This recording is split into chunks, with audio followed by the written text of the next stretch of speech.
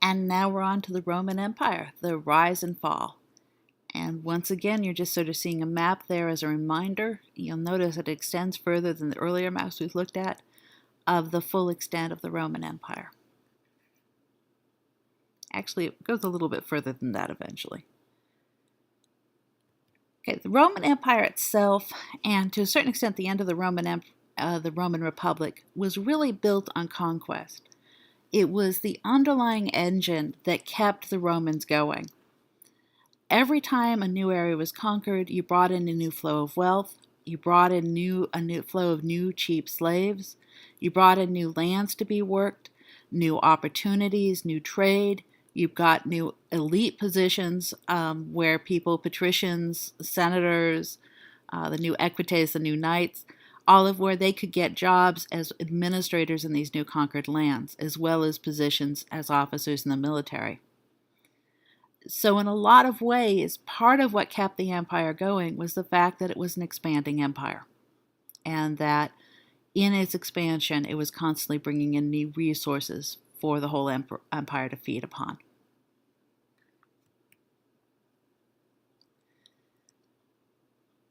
The generals become critical political figures because you have the resentment of the plebeians. We talked about that before, the Republic, patricians having such a disproportionate amount of the wealth, of the power, and plebeians resenting that. Well, the people who are actually able to make connections to the plebeians through the military usually are the generals themselves, who are looked up to by soldiers because they led them into victories, but also because they promise better futures, better wages, better opportunities. And so a number of charismatic military leaders like Julius Caesar, he's one of the last of them, but there's others that come before him, manage to draw upon the plebeians as a sort of latent political force to help support them. Julius Caesar, of course, it's not quite clear what he's aiming for, but a lot of people suspected he was trying to head for the position of emperor. But before he could achieve that, a group of senators comes and assassinates him, and that's the famous assassination of Julius Caesar you probably had to read about at some point in your education. And after he is assassinated, his nephew Octavian comes and, with the support of others, wages war, and you have a war between the senators who assassinated Caesar and those who claim to be defending Caesar, or basically trying to attack those who were the assassins. Complicated. I'm not going to try to go into the details of it, but the thing is, at the end of the whole period of warfare, the Civil War, one guy comes out on top. And that's Octavian, was his official name, but he's given the name Augustus by the Roman Senate as sort of a way of trying to honor him. August means wise, so they're basically trying to call him most wise, very wise.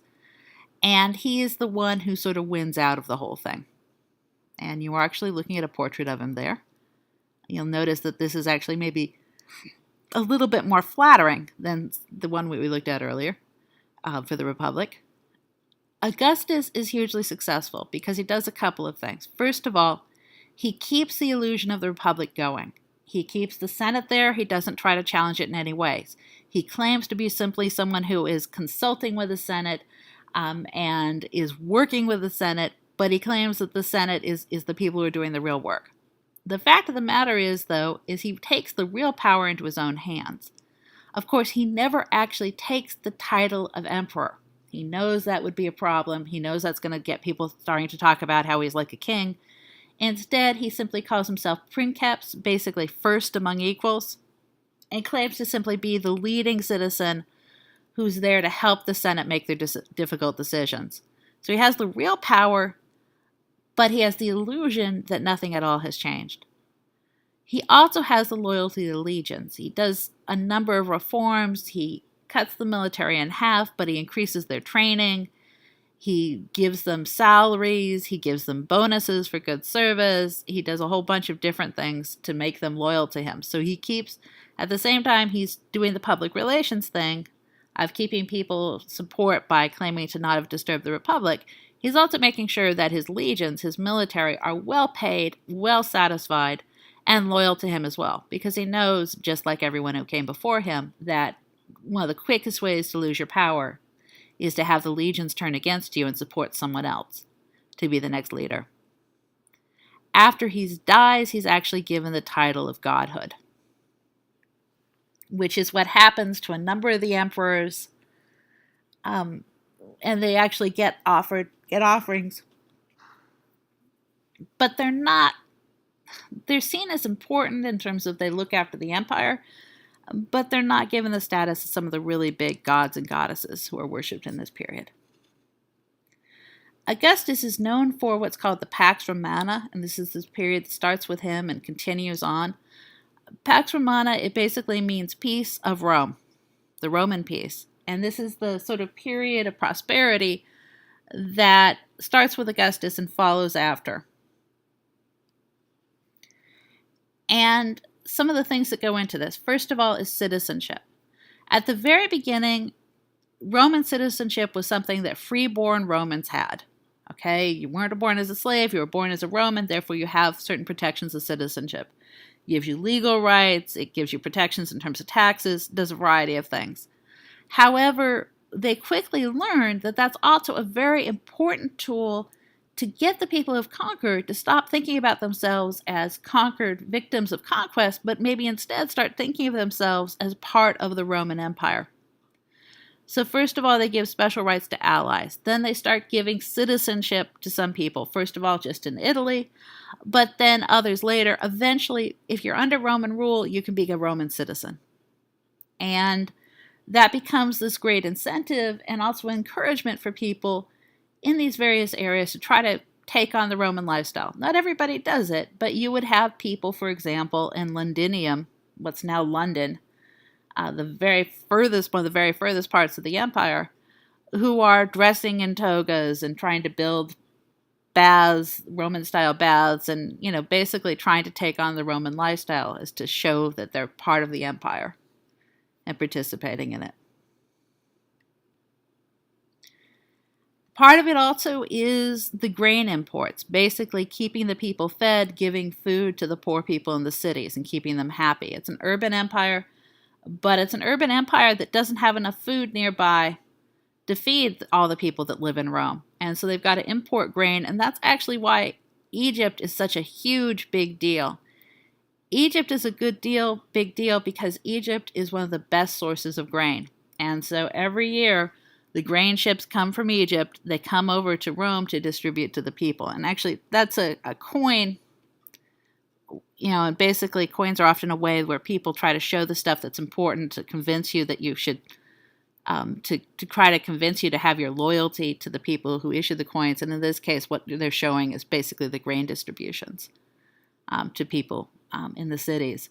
And so providing that grain imports, providing that food to the common people in the cities, it's a great way of winning their loyalty. Entertainment and spectacle, public entertainment available to people. One of the ways that you show your power, you show off your wealth, just like today, sort of as a form of advertising, various companies, corporations will have sponsored games, like the Olympics, like various stadiums, various sport teams, various athletes.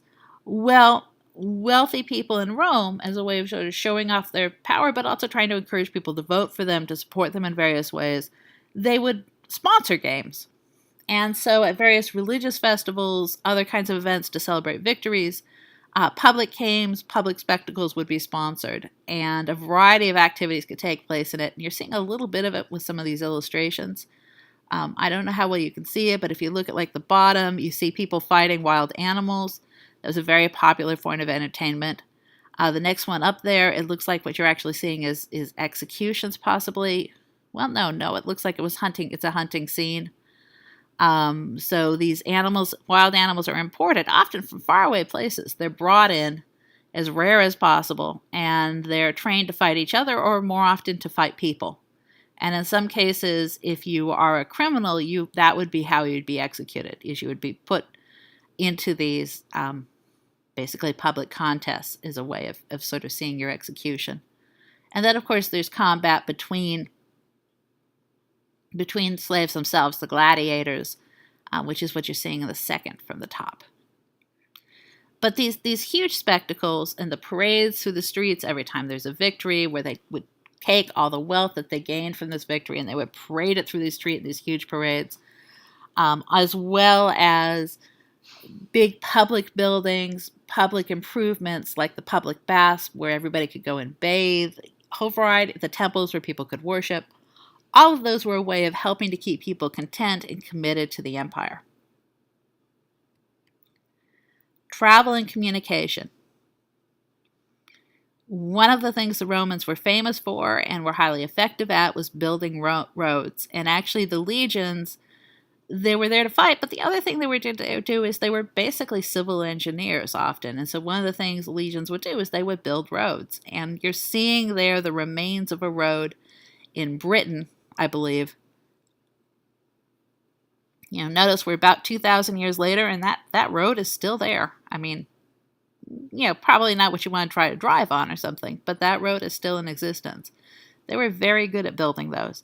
They built bridges, they tunneled, they built aqueducts to transport water in and out of to cities. They built all kinds of major projects, sewers, you name it, they built it. And so a way of making life more comfortable, but also a way of making it much easier for long-distance travel. So the Legion builds the road.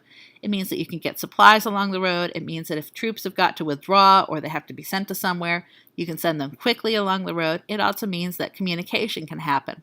So mail would often be sent by relays, messengers basically. So, you know, you take the letter so far, someone else picks it up, someone else picks it up, someone else puts it up. You know, that's the government system, but if you're wealthy, you could pay to have the same thing happen.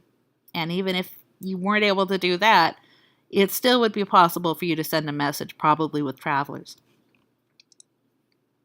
And traveling on these roads was generally pretty safe. There were places to stay. You might get cheated, or at least that's what people used to claim, is they were cheated by the amount they were charged in order to have, you know, to stay at the various inns and stuff along the routes. But you had basically safe places to stay, basically safe ways to travel, and it was a huge increase in trade and communication and sharing among the various people. And sort of part of what supported this was the engineering through their obstacles, building the bridges. And if you look at here, there's a picture. Here's the legions. They've been building their bridge that they're crossing on, actually, in this case.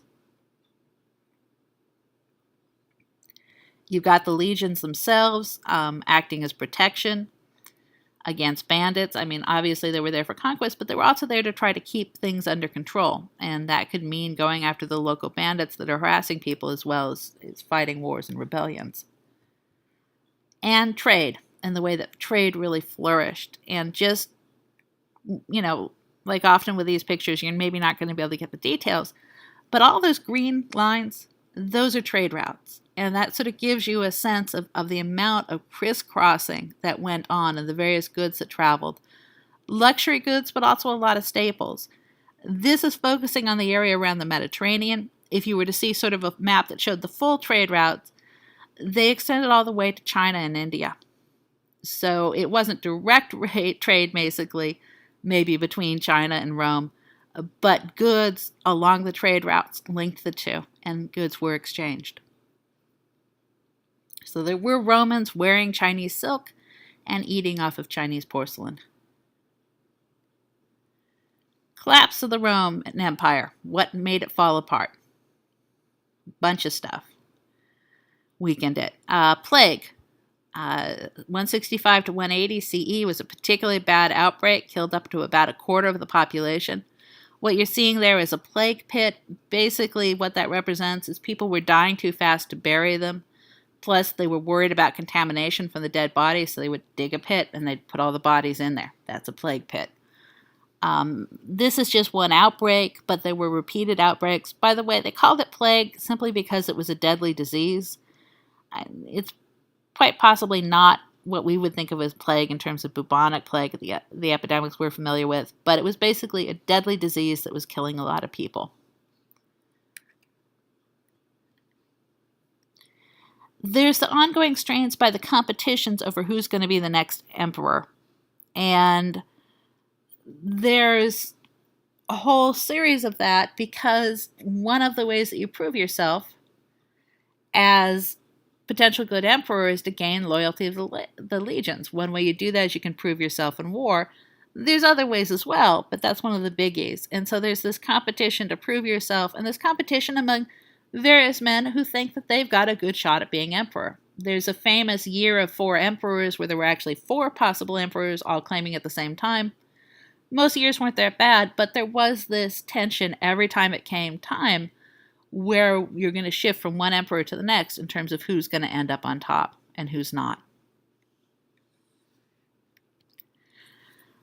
Declining conquests. And with fewer conquests, you get fewer new slaves, fewer bursts of new wealth, and the lack of new lands for settlement, taxation, and trade. So if conquest is the engine of the Roman Empire, the engine's slowing down and stopping. And with that, sort of that constant bursts of support that are happening there, that just sort of dies out. And without all of that wealth, and without all of those slaves, and without all of that land, it's a lot harder for the empire to keep thriving.